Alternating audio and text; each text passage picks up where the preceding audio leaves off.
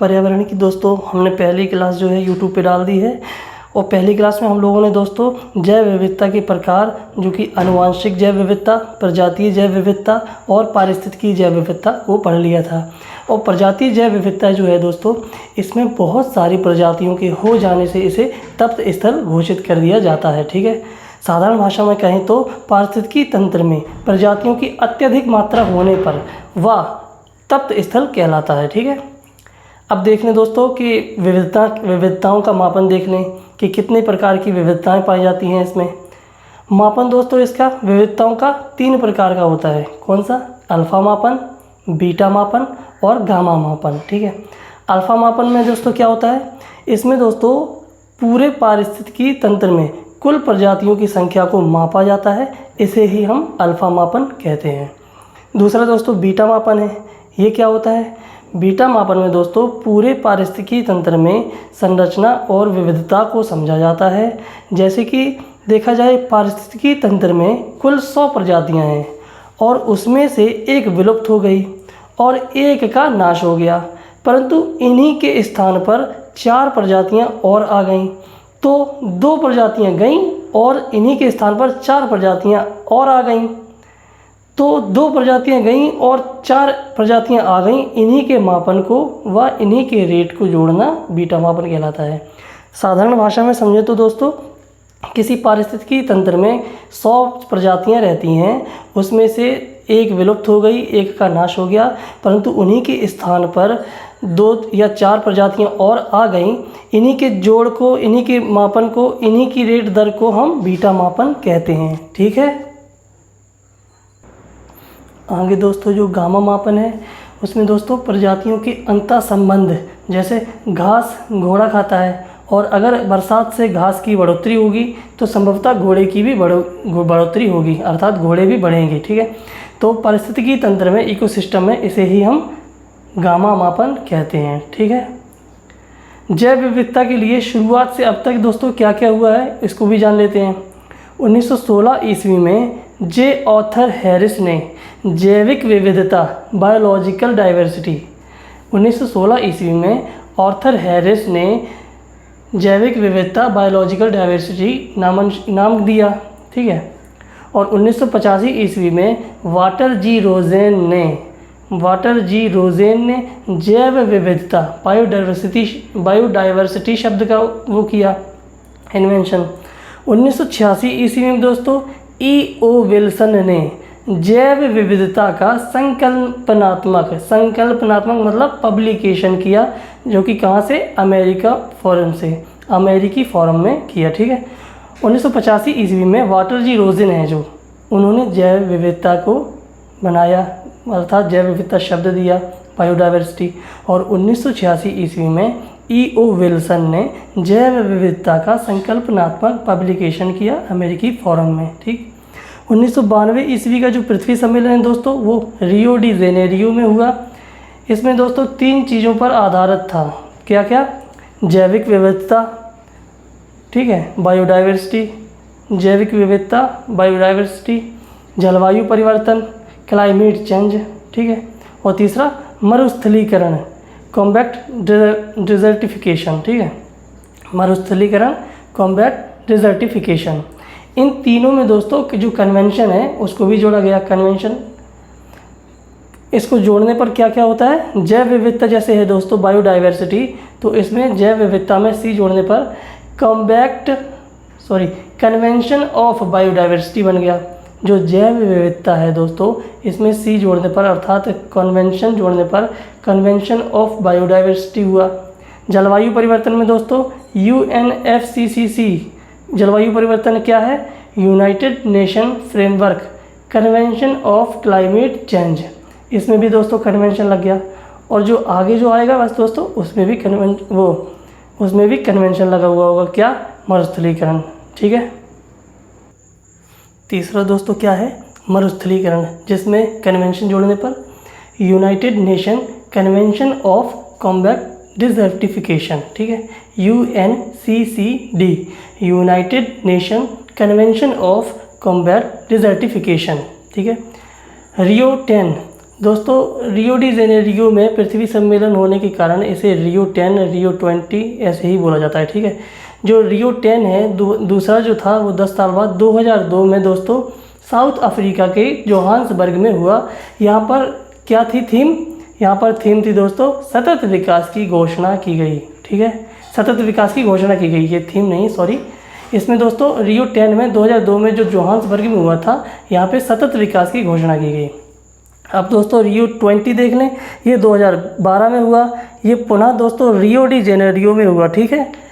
यहाँ सतत विकास की घोषणा को लागू किया गया, इसको समझिएगा, सॉरी मैं धोखे से बोल गया था।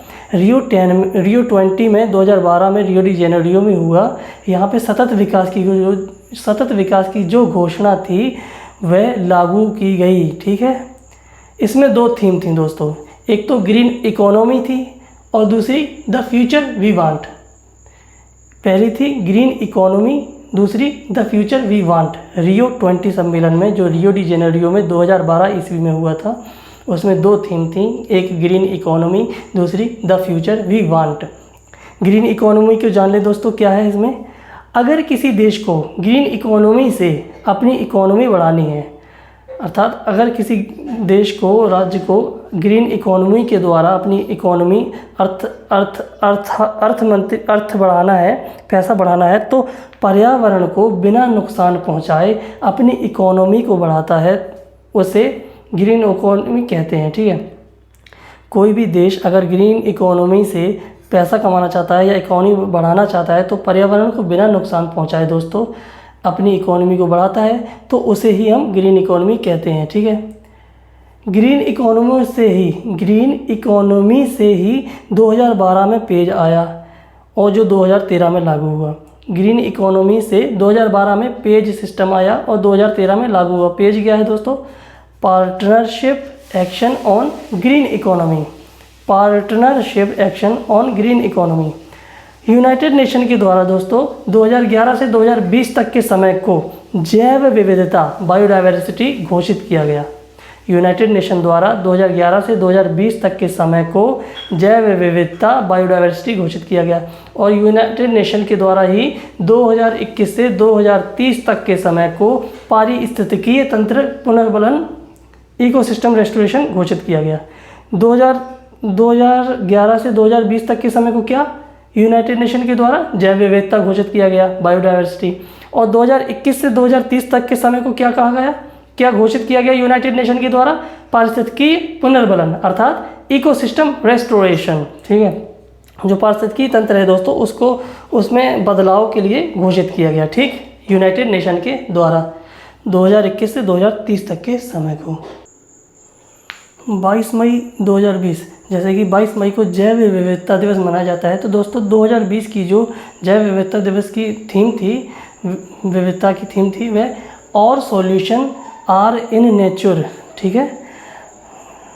और सॉल्यूशन आर इन नेचर 2020 की थीम थी ये। 2019 की थीम दोस्तों और बायोडायवर्सिटी, और हेल्थ और फूड। दोस्तों जैव विविधता की जो 2019 की थीम है वह है और बायोडायवर्सिटी, और हेल्थ और फूड। 2021 की क्या है जैव विविधता की थीम दोस्तों? We are part of the solution. 2021 की जैव विविधता की थीम है we are part of the solution. और 2022 की देखें दोस्तों कौन सी थीम है? इन्वेस्ट इन और प्लानेट। जैव विविधता की 2022 की थीम है इन्वेस्ट इन और प्लानेट। 2023 की कौन सी है? From agreement to action build back biodiversity. 2023 की वो जो बायोडाइवर्सिटी जैव विविधता थीम है कौन सी है? From agreement to action build and biodiversity. 2024 की कौन सी है दोस्तों? Be part of the plan. 2024 की जैव विविधता की थीम है be part of the plan. जैव विविधता दिवस दोस्तों 22 मई को मनाया जाता है, ठीक है। अब जैव विविधता में दोस्तों जो हॉट स्पॉट होता है और एक होप स्पॉट होता है, ठीक है। जैव विविधता में दो होते हैं स्थल, एक हॉट स्पॉट, दूसरा होप स्पॉट। हम लोग दोस्तों हॉट स्पॉट को पढ़ रहे हैं, ठीक है, जिसे हम तप्त स्थल कहते हैं। हॉट स्पॉट में क्या होता है दोस्तों? जब किसी पारिस्थितिकी तंत्र में विशेष स्थान पर विभिन्न प्रजातियों की संख्या बढ़ जाती है तो उसे हम हॉट स्पॉट कहते हैं, यानी तप्त स्थल कहते हैं। ये मैंने आपको पिछली बार भी पढ़ाया था, ठीक है। हॉट स्पॉट कहते हैं किसे? जब किसी पारिस्थितिकी तंत्र में विशेष स्थान पर विभिन्न प्रजातियों की संख्या बढ़ जाती है उसे हम हॉट स्पॉट कहते हैं, तप्त स्थल। इसकी अवधारणा दोस्तों नॉर्मन मायस ने की थी 1988 ईस्वी में, ठीक है। जो हॉट स्पॉट की अवधारणा है वो दोस्तों नॉर्मन मायस ने 1988 ईस्वी में दी थी। विश्व में कुल 36 हॉट स्पॉट हैं। विश्व में कुल कितने हॉट स्पॉट हैं? 36 हॉट स्पॉट हैं। और भारत में कुल दोस्तों 4 हॉट स्पॉट हैं। कितने? 4 हॉट स्पॉट हैं। कौन कौन से हैं दोस्तों? आगे देखते हैं। ये है पश्चिमी घाट, श्रीलंका भी शामिल है इसमें। पहला हॉट स्पॉट है जो दोस्तों वह पश्चिमी घाट है, जिसमें कि श्रीलंका भी शामिल है। दूसरा दोस्तों हॉट स्पॉट कौन सा है? वह हिमालय क्षेत्र है। तीसरा हॉट स्पॉट कौन सा है? इंडो बर्मा है दोस्तों। चौथा हॉट स्पॉट कौन सा है? सुंडालैंड, जो कि निकोबार में पाया जाता है, ठीक है दोस्तों। और दोस्तों जो हॉट स्पॉट की संख्या 76 है। विशेष रूप से देखा जाए तो भारत में इनकी संख्या 2 है।